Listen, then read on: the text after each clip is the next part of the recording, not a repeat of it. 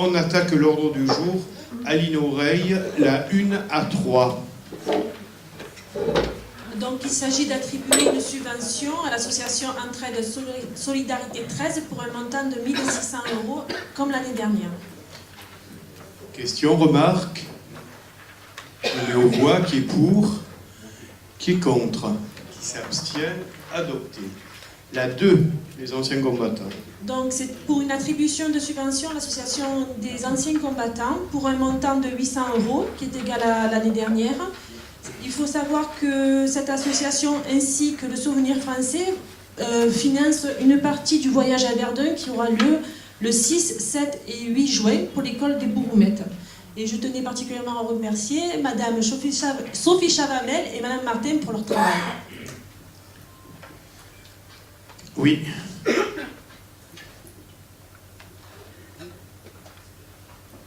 Et donc cette association, la FNACA, j'en avais parlé il y a 2 ans, l'année dernière aussi. Et bon, je voulais quand même ajouter que la FNACA, c'est une association qui est largement pénétrée par le Parti communiste français au niveau national, qui est dirigée comme un syndicat. Donc elle a d'ailleurs choisi pour un signe de ralliement les 2 mains entrecroisées, identiques à celles de la CGT. Et elle regroupe actuellement difficilement 10% des 3 millions de combattants en Afrique du Nord, entre 1954 et 1962. Donc nous rejetons toute subvention en faveur de la FNACA. Alors bien sûr, cette association qui est implantée dans la commune depuis longtemps, bien sûr elle a le droit d'exister, même s'il existe d'autres associations beaucoup plus représentatives, comme l'Union nationale des combattants par exemple, qui a été créée par Clémenceau en 1918. Mais par contre, il est incompréhensible que la commune subventionne cette association, et ceci pour 3 raisons majeures. Alors première raison, donc d'abord parce que cette association est historiquement pénétrée par le Parti communiste. Par exemple, Maurice Sicard, qui était le secrétaire général historique, qui était militant actif du Parti communiste, de l'Union des jeunesses communistes et responsable du journal communiste L'Avant-Garde. Le trésorier national Serge Perronnet était membre des jeunesses communistes et délégué au Festival de la jeunesse communiste à Moscou. Guy Ramis, secrétaire juridique, était militant communiste syndicaliste CGT. Robert Pelletier et Michel Sabourdi, administrateur et rédacteur en chef du journal de l'ancienne Algérie, tous 2 militants actifs du Parti communiste français. Michel Sabourdi est toujours le vice-président actuel d'ailleurs. Alors certes, tous les adhérents de cette association de la FNACA ne sont pas au Parti communiste, loin de là, mais une minorité de communistes est placée aux endroits stratégiques. Deuxième raison, donc les fraudes inqualifiables de cette association, toujours au niveau national, je ne parle pas des Peñueros, mais quand même. Les responsables nationaux de cette association ont tapé dans la caisse, détourné de l'argent et signé des chèques en blanc causant 30 millions de francs de déficit en 1984 dans la mutuelle de la FNACA. Donc les adhérents n'ont pas été mis au courant, bien entendu, et au contraire, ils ont augmenté les cotisations pour tenter de boucher le trou.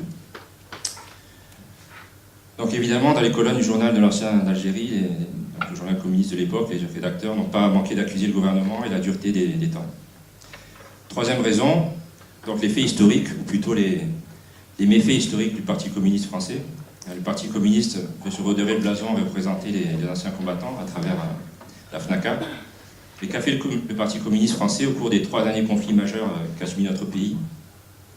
Il n'a cessé de trahir la France, tout simplement. En fait. Pendant la première partie de la Deuxième Guerre mondiale, suite au pacte germano-soviétique, soutien inconditionnel à l'ennemi nazi avec sabotage de matériel militaire et d'avions français, de 1939 à 1942, causant la mort de soldats français. Pendant la guerre d'Indochine, soutien au Viet Minh communiste avec sabotage de matériel militaire destiné aux parachutistes français, ayant causé la mort de centaines de soldats français, dont des grenades leur explosaient au visage. Torture des parachutistes français dans les camps de la mort Viet Minh par des capots communistes français, accueil des morts et des survivants d'Dien Bien Phu par la CGT avec des jets de boulons sur les civières et les cercueils, tout ça c'est des faits véridiques. Et enfin, pendant la guerre d'Algérie, donc soutien inconditionnel à l'ennemi FLN avec des attentats perpétrés par les militants communistes dans les bars à Alger, qui ont causé la mort et la mutilation de civils et d'enfants, détournement de matériel militaire français livré à l'ennemi, valises d'argent et d'armes provenant de pays communistes d'Europe de l'Est livrés au FLN. Donc on connaît l'engagement politique aussi très prononcé de la FNACA, notamment pour imposer la scandaleuse date du 19 mars 62, qui est pro-FLN, à la place de la date neutre du 5 décembre, comme l'avait préconisé Raffarin. Enfin je ne sais pas pourquoi ça n'a pas été retenu, mais c'est comme ça. comme commémoration officielle, au même titre que le 11 novembre. Donc nous vous rappelons qu'après cet accord unilatéral, 150 000 harkis et des milliers de Français ont été massacrés sur place par le FLN. L'armée française était l'arme au pied, puisque c'était un accord unilatéral. Donc commémorer cette date, et bien sûr, c'est une trahison envers les Français d'Algérie et nos harkis. Donc voilà, donc très calmement et très positivement, je dis, bon, voilà, nous disons, voilà, que, en conclusion, cette association locale a le droit d'exister, mais pour les 3 raisons majeures que nous venons d'évoquer au niveau de la FNACA, nationale, attention, la commune doit cesser de la subventionner. Voilà, nous espérons avoir ouvert les yeux au moment de ce conseil à ce sujet, et nous voterons contre, bien évidemment, comme chaque année. D'accord, bon, je n'ai pas grand-chose à vous répondre, je ne suis pas communiste moi-même, j'ai plutôt combattu ces idées-là. Le président actuel, M. Jean-Claude Martin, ne l'est pas davantage. La FNACA, Open Mirabeau, a toujours fait un travail intéressant en matière de fédération d'anciens combattants. Bon, là, comme il a été rappelé, elle participe d'accompagner des élèves, dans le cas de CM2 des Bourmettes, pour être très précis, à Verdun. Donc on utilise une association pour accompagner ce voyage. Après, le réquisitoire que vous avez fait contre le Parti communiste, vous l'avez fait, j'ai pas de commentaire à faire. C'est assez habituel, j'ai rien de plus à dire. Si, peut-être un simple détail. Quand vous parlez de date, par rapport au 19 mars et par rapport au 5 décembre. Le 5 décembre, c'est une date qui ne correspondait absolument à rien, sauf un moment d'agenda libre sur l'agenda à l'époque du président Chirac. Voilà, c'est venu de là. Ça correspondait à rien. Bon, tout le monde le sait, hein, c'est devenu une anecdote. Le 19 mars, à l'instar du 11 novembre, il s'agit d'armistice. Alors, on peut regretter l'armistice du 19 mars 62. Moi, si vous voulez, concernant la guerre d'Algérie, j'ai jamais été partie prenante, déjà pour des questions de génération, puis parce que je pense, franchement, que c'est une guerre qui aurait pu être évitée. Ce que je pense profondément. Ce n'est pas forcément le lieu de parler de ça. Vous votez contre cette subvention, je l'acte, j'ai juste dit quelques mots pour ne pas traiter votre intervention par le mépris, parce que c'est pas du tout mon genre. Je respecte toutes les interventions, j'ai rien d'autre à dire. Voilà. Monsieur Maroni, vous avez été quand même mis en question, vous ne souhaitez pas répondre? Non, mais c'est pas une obligation. Non, je ne souhaite pas répondre parce que... Non, mais voilà, vous ne souhaitez pas répondre. On peut vérifier si... Je vérifierai si les parents de Guy Moquet sont d'accord vivants, qu'ils ne soient surtout pas adhérents à la FNACA, et puis on pourrait en mettre tout le chapelet.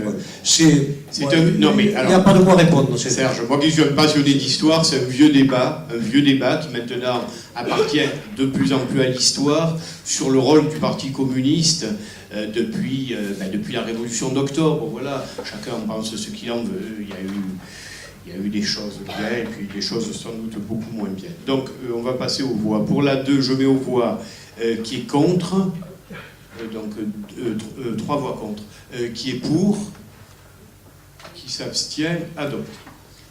Pour le souvenir français, qui est pour, tout le monde est pour là, hein, d'accord. Qui est contre, qui s'abstient, adopté.